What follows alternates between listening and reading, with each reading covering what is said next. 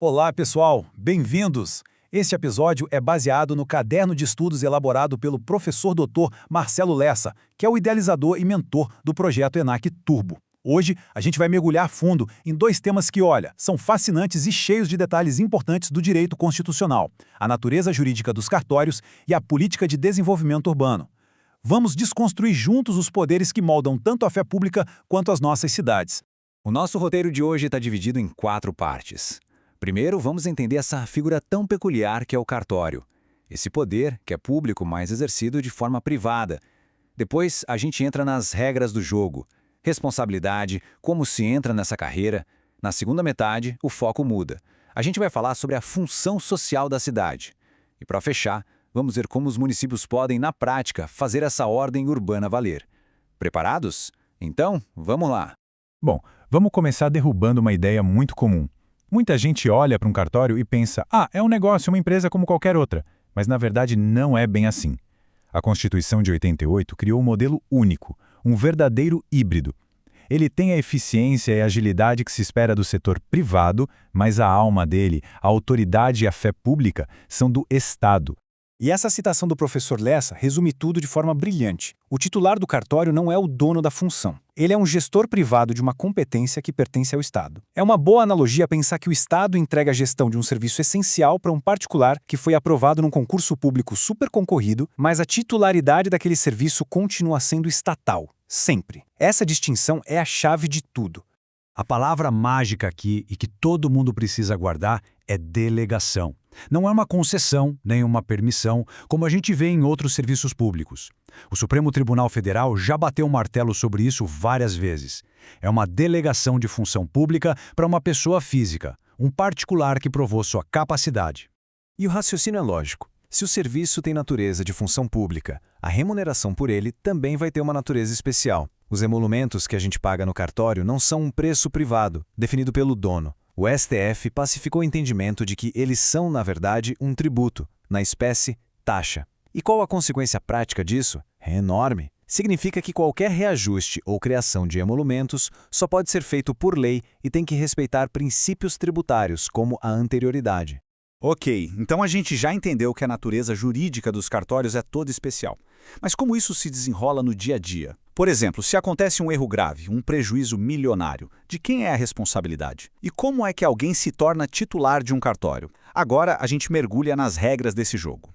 Agora, uma situação que é uma clássica pegadinha de concurso. Imagina que uma pessoa tem um prejuízo gigantesco por um erro no registro de um imóvel. O primeiro impulso seria pensar: vou processar o tabelião, o erro foi dele. Certo? Parece lógico. Mas o direito, nesse ponto, construiu uma solução diferente, muito mais protetiva para o cidadão. Pois é, a resposta que pode pegar muita gente de surpresa é: a ação tem que ser movida contra o Estado. Isso mesmo. O particular lesado processa diretamente o Estado. Pode parecer estranho à primeira vista, mas por trás disso tem uma lógica jurídica muito forte, construída pelo STF para proteger a parte mais fraca da relação. O nome dessa construção é doutrina da dupla garantia. Olha que interessante. Primeiro, a vítima tem a garantia de processar o Estado, que tem uma responsabilidade objetiva. Ou seja, não precisa ficar discutindo se o tabelião teve culpa ou não. Basta provar o dano e a ligação com o serviço do cartório. E a segunda garantia é do próprio Estado, que, depois de indenizar a vítima, pode entrar com uma ação de regresso contra o tabelião. Mas aí sim, nessa ação de regresso, o Estado vai precisar provar que o titular agiu com dolo ou culpa. É um sistema que protege o cidadão sem deixar o delegatário totalmente desamparado. E como se chega lá? Bom, a porta de entrada para essa função é uma só, e ela é bem estreita e rígida. O artigo 236 da Constituição é claríssimo: concurso público de provas e títulos. Não tem atalho, não tem indicação. E um detalhe que o professor Lessa sempre reforça: a regra vale tanto para o primeiro ingresso na carreira quanto para a remoção, que é quando um titular já concursado quer mudar para outra serventia. Agora, essa tabela mostra um verdadeiro abismo jurídico. A diferença entre um titular, que passou no concurso, e um interino, que é nomeado temporariamente quando o cartório fica vago, é gigante. O titular recebe a totalidade dos emolumentos líquidos, já o interino não. Ele é um agente do Estado e, por isso, sua remuneração fica limitada ao teto do funcionalismo público.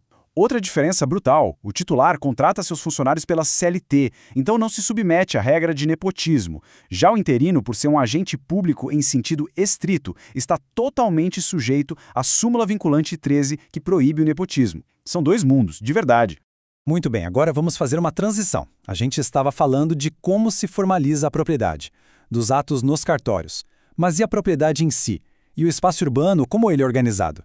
A Constituição de 88 foi igualmente revolucionária nesse campo, dando aos municípios ferramentas muito poderosas para planejar o crescimento e a vida nas cidades. O artigo 182 da Constituição é o nosso ponto de partida aqui. Ele diz que a política de desenvolvimento urbano é executada pelo poder público municipal. Mas o município não tem liberdade total. Ele tem que seguir as diretrizes gerais de uma lei federal, que no caso é o famoso Estatuto da Cidade. E dentro dessa política, o instrumento principal, a peça-chave de tudo, é o plano diretor. E existe um número mágico, um gatilho constitucional: 20 mil. Qualquer cidade brasileira com mais de 20 mil habitantes é obrigada a ter um plano diretor aprovado pela Câmara Municipal. Isso significa que a imensa maioria das nossas cidades precisa ter essa lei maior, que vai dizer onde pode ter comércio, onde é área residencial, qual a altura máxima dos prédios e por aí vai. Com isso, a gente chega a um dos conceitos mais transformadores da Constituição: a função social da propriedade urbana. Ser dono de um imóvel numa cidade não dá a ninguém o direito de fazer absolutamente o que quiser com ele. A propriedade só cumpre seu papel constitucional, a sua função social, se o seu uso estiver de acordo com as regras do plano diretor daquela cidade. Certo, a teoria é ótima, mas e na prática? E se um proprietário simplesmente resolve ignorar o plano diretor? Se ele deixa um terreno enorme no centro da cidade abandonado por anos, só esperando valorizar? A Constituição não foi ingênua, ela deu aos municípios um verdadeiro arsenal de sanções para fazer a ordem urbana valer. E o que é muito inteligente nesse sistema é que ele é escalonado, ele é gradual. Primeiro, o município notifica o proprietário, dando a ele a chance de se adequar, de construir ou parcelar o terreno. Se nada for feito, a sanção começa a doer no bolso. Um IPTU progressivo no tempo, que vai aumentando ano a ano, por até 5 anos. E só em último caso, se mesmo assim a inércia continuar, aí sim vem a medida mais drástica de todas, a desapropriação do imóvel. E atenção pessoal, porque essa não é uma desapropriação comum. Na desapropriação normal, por necessidade ou utilidade pública, o pagamento da indenização tem que ser prévio, justo e em dinheiro. Mas aqui, na desapropriação sanção, como o próprio nome diz, a natureza é punitiva. O pagamento é feito com títulos da dívida pública que tem um prazo de resgate de até 10 anos. A mensagem do Constituinte é bem clara: não cumprir a função social da propriedade tem consequências severas. Então, vamos amarrar as ideias principais. Primeiro, cartórios não são empresas, são uma delegação de função pública. Segundo, em caso de erro, a responsabilidade primária é do Estado, por conta da dupla garantia. Terceiro, o regime do interino é completamente diferente do titular, principalmente no teto de remuneração e na regra de nepotismo. E no urbanismo, o plano diretor é o grande instrumento para fazer valer a função social da propriedade, com sanções que vão desde a notificação até a desapropriação com pagamento em títulos. E para a gente terminar, fica uma reflexão. A Constituição cria aqui um equilíbrio muito delicado.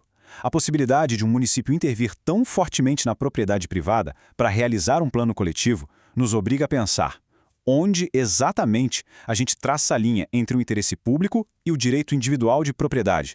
É uma discussão constante e fundamental. Este material foi produzido a partir do conteúdo do projeto ENAC Turbo, sob autoria e orientação do professor doutor Marcelo Lessa.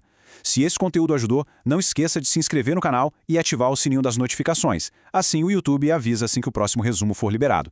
Até a próxima!